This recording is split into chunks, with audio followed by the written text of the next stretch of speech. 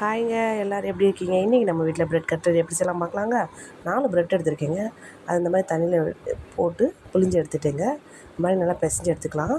இதுக்கு நான் ஒரு உருளைக்கிழங்கு தோல் சீவி எடுத்துருக்கேங்க. அதையும் நல்லா சீவி எடுத்துக்கலாம். இதுக்கு நான் ஒரு பெரிய வெங்காயம் சின்ன சின்னதாக கட் பண்ணி வைக்கேன், அதையும் சேர்த்துக்கலாம். 2 பச்சை மிளகா, கருவேப்பிலை, மல்லிச்செடி சேர்த்துருக்கேங்க. இதுக்கு தேவையான அளவு உப்பு போட்டுக்கோங்க.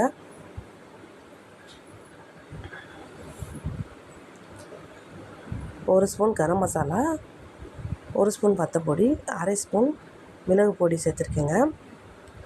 இப்போ மிக்சியில் வந்து 2 ரஸ்க் எடுத்துருக்கேன், அதையும் கட் பண்ணி சேர்த்துக்கலாம். இதை பவுடர் மணிக்கு அரைச்சி எடுத்துக்கலாம்.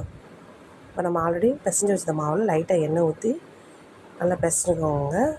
கையில் இந்த மாதிரி வடை மாதிரி லைட்டாக தட்டி நம்ம அரைச்சி வச்ச பவுடரில் இந்த மாதிரி போட்டு எடுத்துக்கோங்க.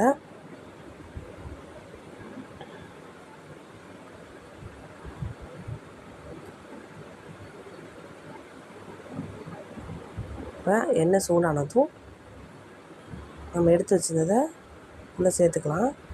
சேர்த்து நல்லா வெந்ததுக்கப்புறம் திருப்பி போட்டுக்கலாங்க.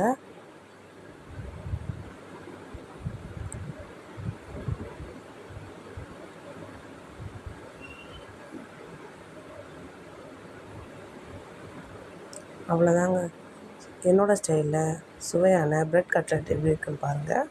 நீங்களும் ட்ரை பண்ணி பாருங்கள். பாய், தேங்க்யூ.